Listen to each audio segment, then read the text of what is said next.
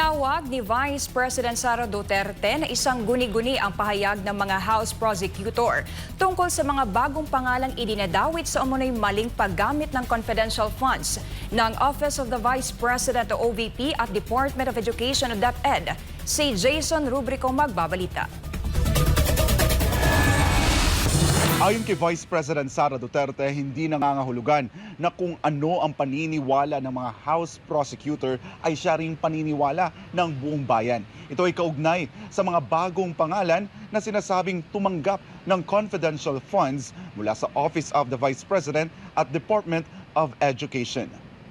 Sabi ng House Prosecutors, lalo rawang tumitibay ang ebidensya laban kay Vice President Sara Duterte sa issue ng confidential funds. Yan ang ipinunto ni Representative Isabel Maria Zamora, isa sa House Prosecutors, matapos lumutang ang panibagong grupo ng mga peking pangalan na benepisyaryo umano ng confidential funds ng Office of the Vice President at Department of Education.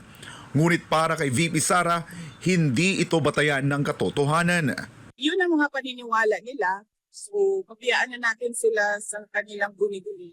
Kaya nga Yung paniniwala nila ay paniniwala din ng buong bayan. Sa kabila ng mga pag-atake sa kanya, sinabi ni VP Sara na nagbunga ito ng mas malalim na ugnayan sa pagitan niya at kapatid niyang si Kitty.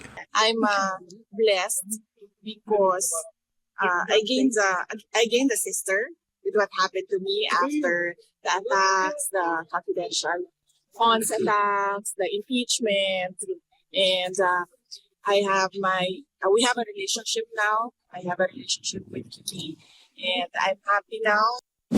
Si VP Sara ay kasalukuyan pa rin nasa The Hague, Netherlands upang asikasuhin ang depensa ni dating Pangulong Rodrigo Duterte sa kasong Crimes Against Humanity na isinampa laban sa kanya sa International Criminal Court o ICC.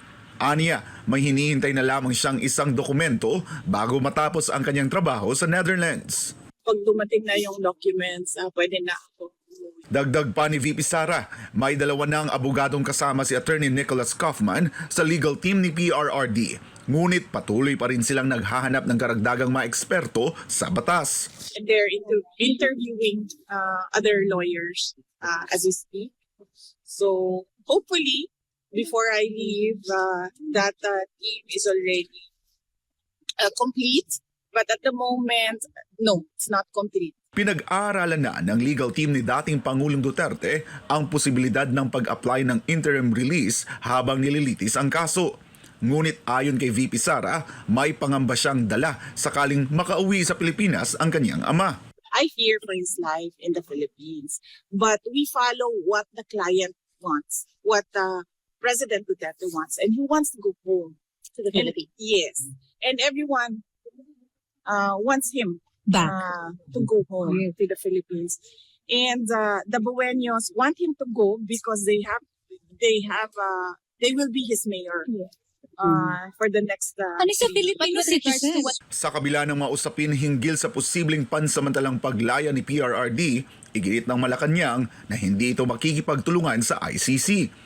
Ayon kay VP Sara, ang susunod na hakbang ay nakasalalay sa desisyon ng administrasyon, hindi sa pamilya o mamamayang Pilipino. Well, that is something that they have to think about. The administration has to think about what their next steps are. So they should not ask the family, they should not ask the Filipino people on what their next steps are with regard to the talk on the return of former President Duterte to the Philippines. Maybe when they've decided, if ever they will decide what their next steps are, if ever it is even discussed inside the halls of the palace, they can tell us what their plans are. The government intends to do with the return of President Duterte. Ilang linggo na ang nakalipas mula nang ilagay sa kustodiya ng International Criminal Court o ICC si dating Pangulong Rodrigo Duterte. Patuloy pa rin tumitindi ang panawagan mula sa iba't ibang sektor at panig ng mundo para maibalik na ang dating Pangulo sa Pilipinas. Ito ay para umano sa sariling bansa na harapin ni dating Pangulong Rodrigo Duterte ang mga kasong isinampa laban sa kanya. Para sa Diyos at sa Pilipinas umahal, ako po si Jason Rubrico, SM9 News.